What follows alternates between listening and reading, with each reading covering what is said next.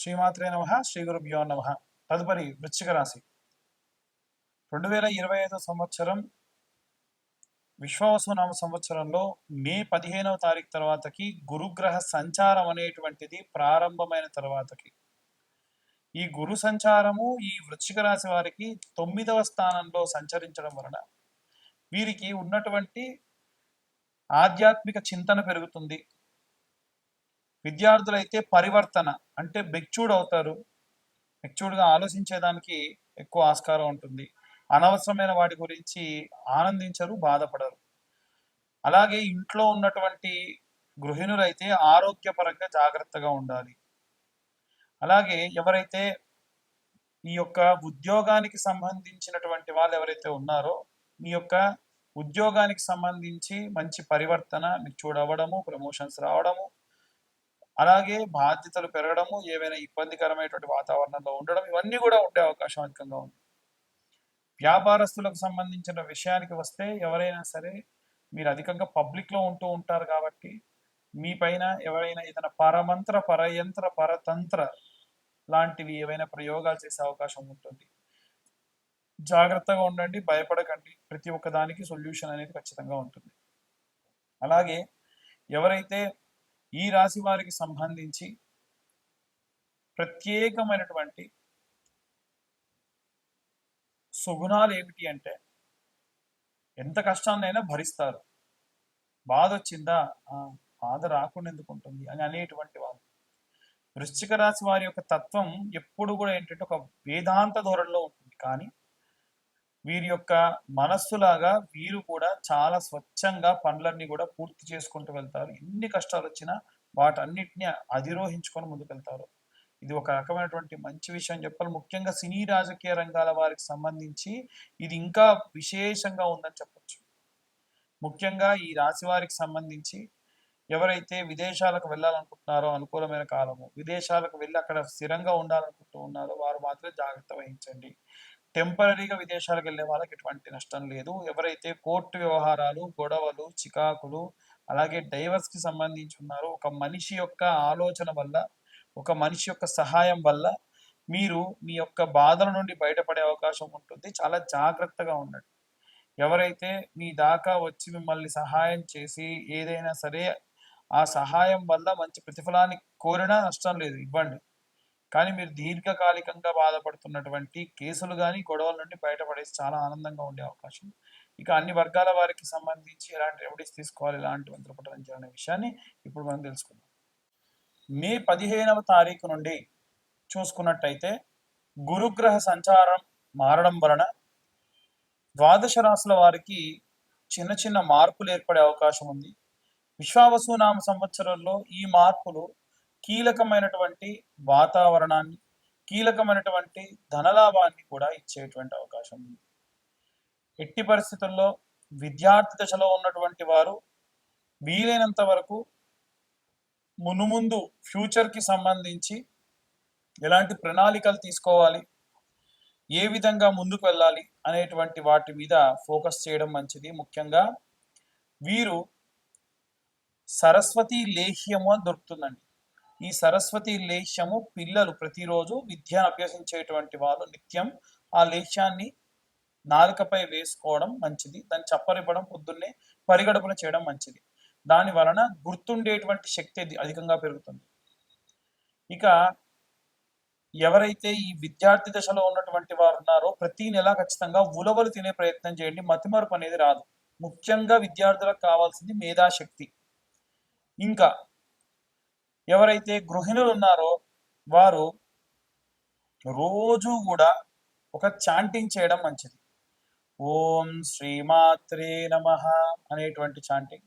అలాగే ప్రత్యేకంగా ఓం నమో వాసుదేవాయ నమః, ఓం నమో భగవతే వాసుదేవాయ నమః అనేటువంటి మంత్రపఠనం ఈ నెలలో విపరీతమైన శక్తినిస్తుంది. ముఖ్యంగా మే 15 తర్వాత నుంచి మారేటువంటి గ్రహ సంచారాన్ని బట్టి ఒక్కో రాశి వారికి ఎలా ఉంటుందో మనం ఇందాకే చెప్పుకున్నాం.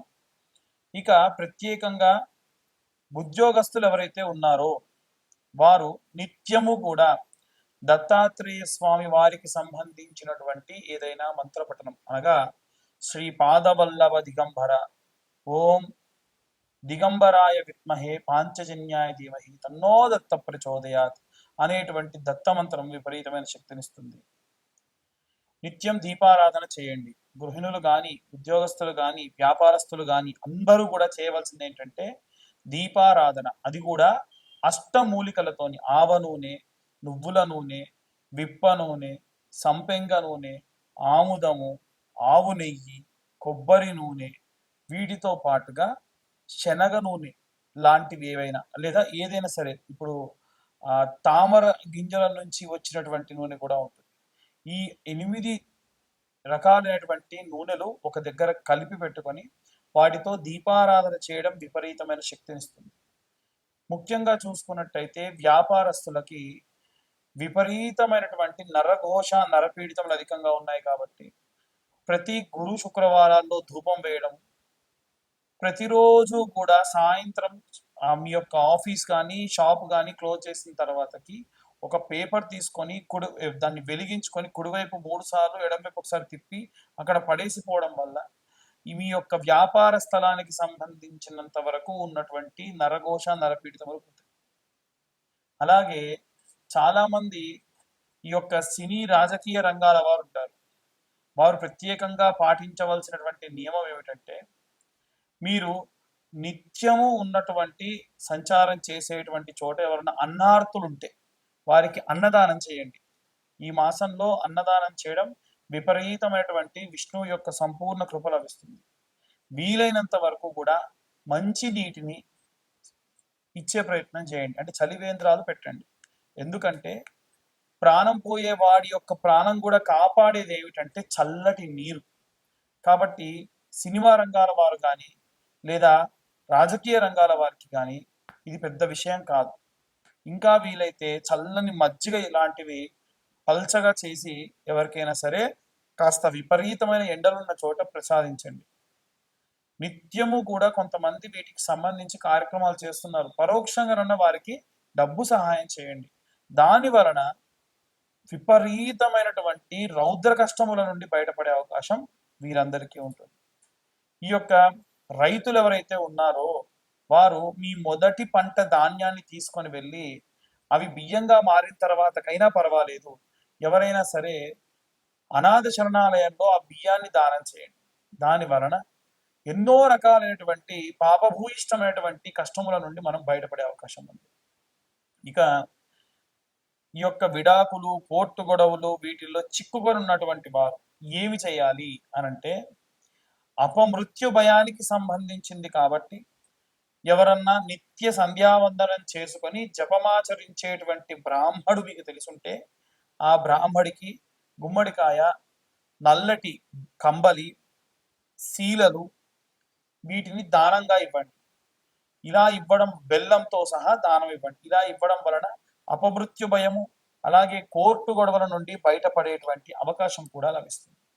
ఇక అన్ని వర్గాల వారికి సంబంధించి మేము చెప్పేవన్నీ కూడా గోచార రీత్యా చెప్పేటువంటి విషయములు మాత్రమే. మా వీడియో పైన తమ్నైల్స్ ఏవైతే ఉంటాయో వాటిల్లో చాలా నిగూఢమైన అర్థం ఉంటుంది. దాన్ని ఎవరిని డిస్కరేజ్ చేయడానికి కానీ ఎవరిని బాధ పెట్టడానికి కానీ 100కి 100% కాదు. ఒకవేళ ఎవరైనా సరే మిమ్మల్ని ఆ తమ్లైన్స్ చూసి ఎవరైనా బాధపడుంటే అన్యదా భావించరాదు. ఎందుకంటే మా దాకా వచ్చి మా వీడియో చూడాలనేటువంటి ఇంటెన్షన్ ఒకవైపు ఉంటే దానిలో అర్థం కూడా ఇంకోలా ఉంటుంది. ఒక స్త్రీ వల్ల మీకు లాభం కలుగుతుందంటే ఎవరా స్త్రీ అండి అని ఫోన్లు చేస్తూ ఉన్నారు. నేను చెప్పేది ఒకటే, స్త్రీ అంటే మీ ఇంట్లో ఉండే తల్లి, మీ చెల్లి, మీ భార్య కూడా ఏంటొచ్చు కదా, బయట నుంచి ఎందుకు ఎక్స్పెక్ట్ చేస్తున్నారు? సో మన ఆలోచన విధానంలో ఉన్నటువంటి లోపం అది. నేను ఇప్పుడు ఎవరిని పాయింట్అవుట్ చేసి చెప్పట్లేదు, వారి వారి పరిస్థితి తగ్గట్టుగా వారు అలా ఆలోచిస్తూ ఉన్నారు.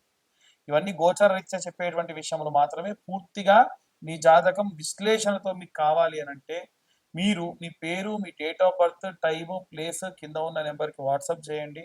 పూర్తి జాతకాన్ని మీరు తెలుసుకోండి.